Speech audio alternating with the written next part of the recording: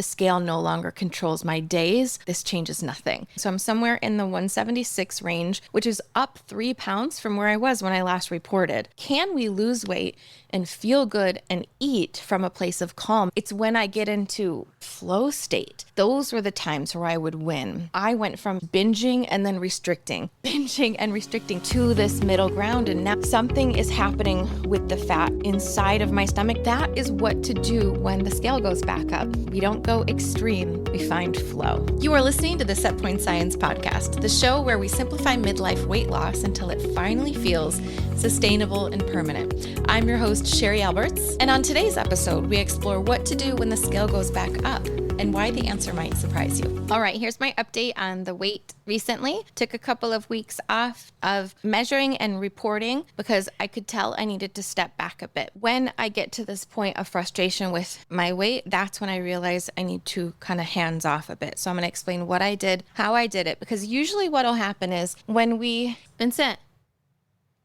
you're being really annoying today. What do you want? Typically what will happen when we've weighed and we're disappointed, there'll be one of two things that happen. Either one, we will use food to soothe the emotions. So it's pretty counterintuitive at that point, obviously, because we're upset that the scale went up and then we go use food to make ourselves feel better.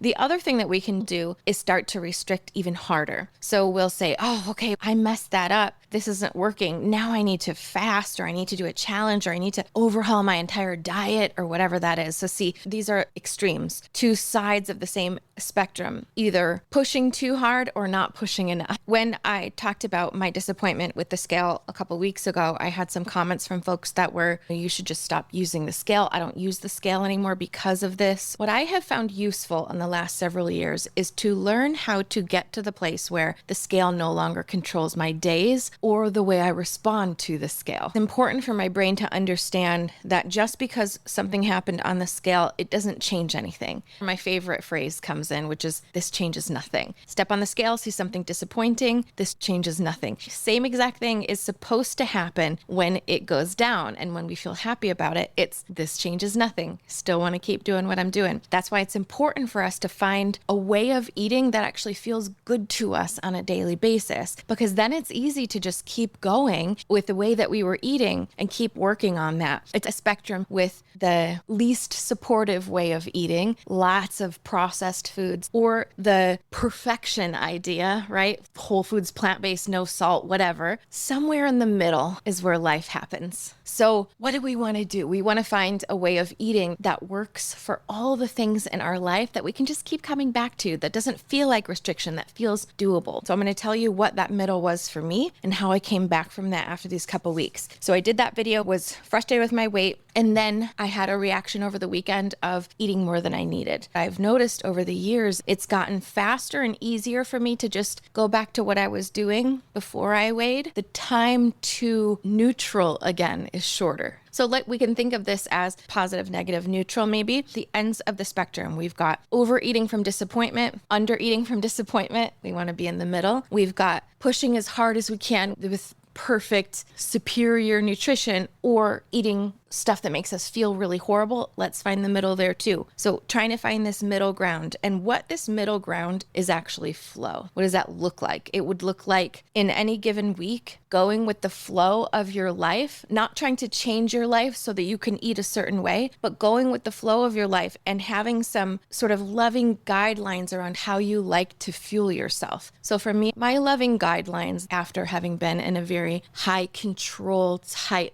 food way of eating for a long time, was to go to the other end of the spectrum for a while, make that okay, and start inching my way back towards my version of what's sustainable and actually feels good in my body. I realized that protein is actually very satiating for me. I call this high satiety eating. It's when you eat a meal, it's satisfying. It fills you up quickly. It doesn't take forever to make or eat. You get some good nutrients out of it, some fiber, some protein, and it also tastes good. So that's high satiety eating, meaning when I'm done with that meal, I'm done with the meal. My brain isn't searching around for all these other things to try to complete that feeling. It's so much easier for me to get to the feeling of completion after a meal or satiety rather than just, oh, I'm full now and now I'm going to make myself stop. No, it's more about completion, where the brain shuts off its search for nutrients or its search for food. How many years did I go eating something that wasn't satiating for me and then spending the next hour or two looking for something else to eat and thinking that was something wrong with me when actually it was the food's issue. It wasn't giving me what I needed. So now I've learned from trial and error and practice that protein does that for me, and so does fiber. So it's a mix of high protein foods and salads, and then some candy and things that create psychological safety and satiety, as well as physiological safety and satiety from nutrients and fiber and macronutrients and all that. So when I stepped on the scale a couple weeks ago and I got disappointed because things weren't shifting, I had to talk myself through the idea of this changes nothing. I still enjoy the way I eat. I still enjoy my workouts. I don't want to shift anything there. I would never want to shift out of something that feels good in my body, right? We're not just talking about, oh, it tastes good. We're talking about feels good psychologically, physiologically. I'm not going to be super forceful about something. Number one, because I can't anymore, right? I'm at an age where my brain just doesn't let me do that stuff anymore. I could do it for half a day, be real forceful. Oh, I'm just going to eat this certain way. And then my brain's going to go, no, you're not. And it will ramp up those cravings, ramp up that stuff. This is called weight defense. The body can tell when you're getting forceful, and so it's going to shut you down, whatever you try. To the brain, safety is not wild shifts, right? So the brain is looking for safety. It's looking to know that this person is going to give me regular nutrition, regular signals that we're safe, not that food is scarce. We end up gaining a pound and we decide we're going to get really strict, or we decide we're going to binge. That's not safe. The brain doesn't see those activities as safe. So we're looking for that middle ground. Okay. So what I did, step on the scale, I see it, I go, okay, no linger. We're not lingering on the scale. We're going to step off. We're going to move on with our day. Did I move on with my day? Yeah, I did. I thought to myself, this changes nothing. I still want to eat the way I've been eating. It feels really good. I still want to exercise. I still want to do all the same stuff. And my days build in some fun stuff to eat too. So I never feel like I'm deprived. I just am like, yeah, I'm just going to eat how I ate yesterday. We'll keep working on this and trying to find the under the radar, slower method of weight loss.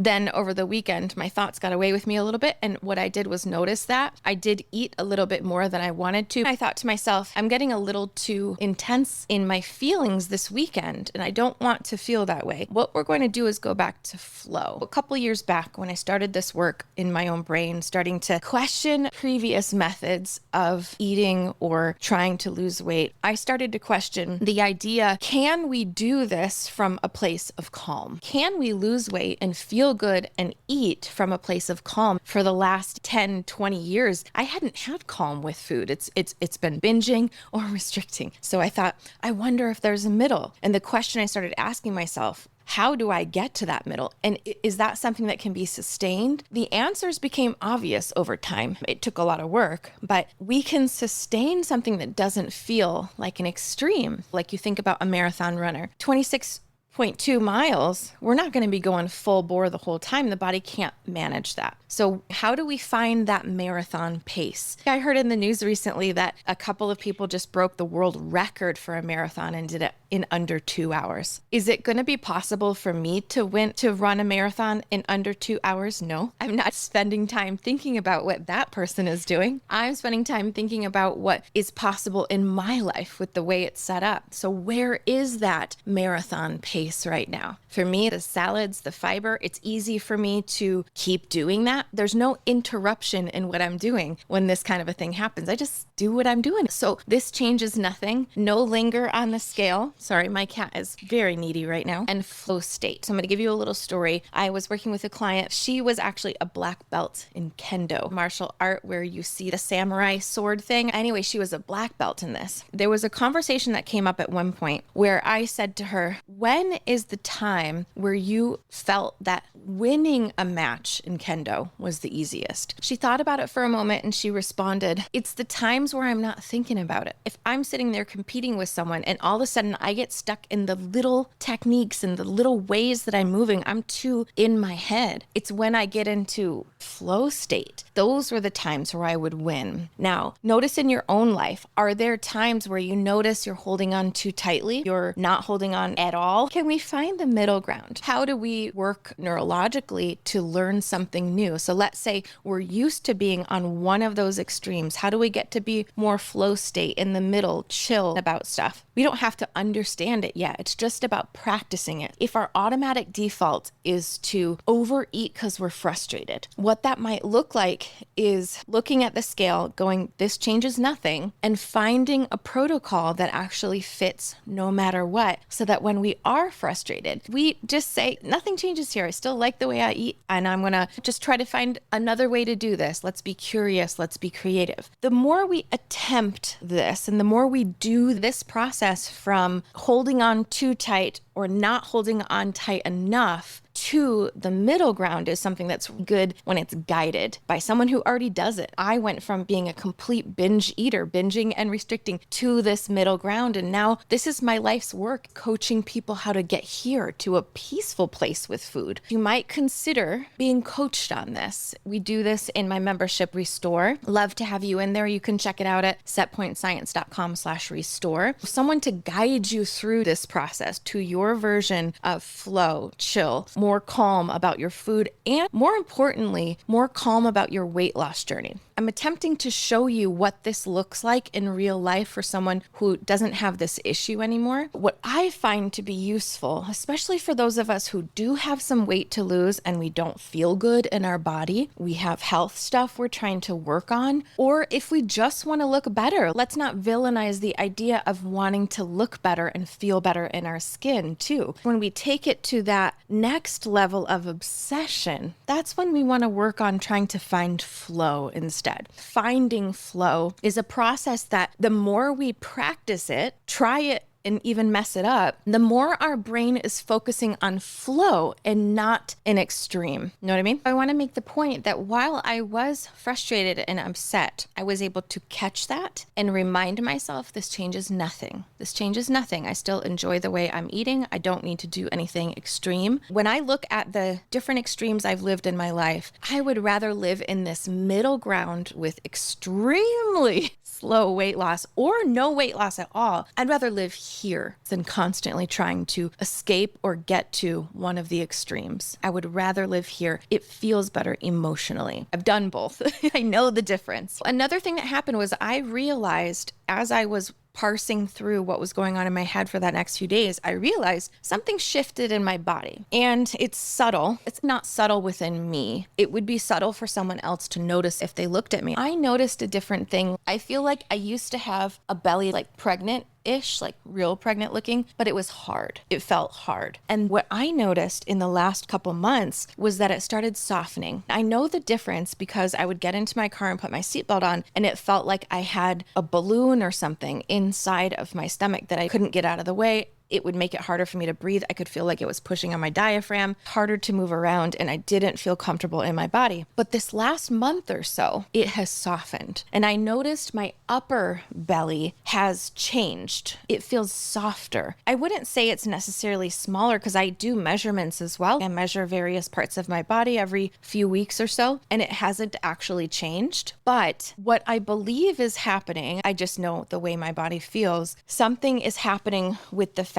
inside of my stomach. Perhaps that visceral fat is shifting or going down. I don't know. I'm going to do my body composition test again very soon, and I'll share the results with you there. When all this kind of stuff happened with the scale a couple weeks ago, I was like, this changes nothing, and I feel better. So even if I haven't lost weight, even if the scale didn't change, I feel so much better right now, because when I get in the car, it doesn't feel so tight and full. And I was looking this up, and there's something people call cortisol belly, which you've probably heard of cortisol weight gain, but there's a little cute term that uses firm kind of belly feeling, and we're going to call that cortisol belly. So what I would say to myself in this last couple weeks is nothing changed. I still want to do exactly what I'm doing, and I feel better. So something's going in the right direction, and I can just keep going. I had a moment last week where I was like, you know what? I really miss swimming. We have some really good facilities here in El Paso, and I've been to some of them and I love them. Summer's coming up. Kids are going to want to start swimming again, and I want to take them to the pool. I started going over the weekend and I brought them with me, and I had this remembrance. Oh, this is how I feel when I swim. So I had a thought, what if I start swimming again? A little bit less weightlifting, more swimming. I loved that idea.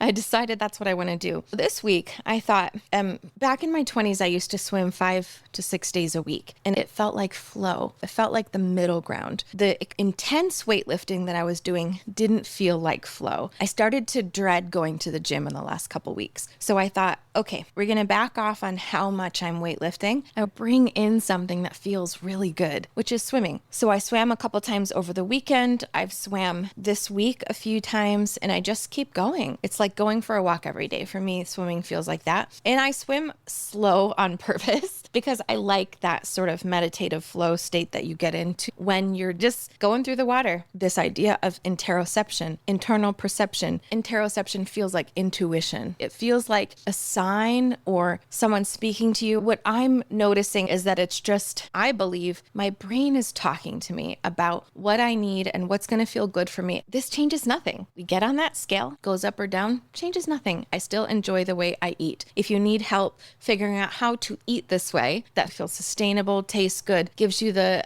nutrition that you're looking for without all the stress, you can work on that with me in Restore. If you'd like, you can go to setpointscience.com/restore to check it out and also to join if you like. We're open right now. So I weighed a couple times over the last week and I was disappointed again, but I kept reminding myself this changes nothing. So I'm somewhere in the 176 range, which is up 3 pounds from where I was when I last reported. And this is how I've worked through it. Okay. This is like my post-surgery weight, 175, 176 that I've been trying to come down from. Didn't happen. That's okay. I'm still noticing things that are shifting in my body. And I love the way my body is moving. And I love the way my body feels with the way that I eat. Okay, that is what to do when the scale goes back up. We don't go extreme, we find flow. Let me know down in the comments, what type of exercise are you doing right now? What is your favorite thing to do? How often are you doing it? Or would you like me to convince you to exercise? Are you interested? Let me know what you think down in the comments below. As I said, you can join Setpoint Restore if you'd like me to coach you personally on a monthly basis. I'd love to meet you. Or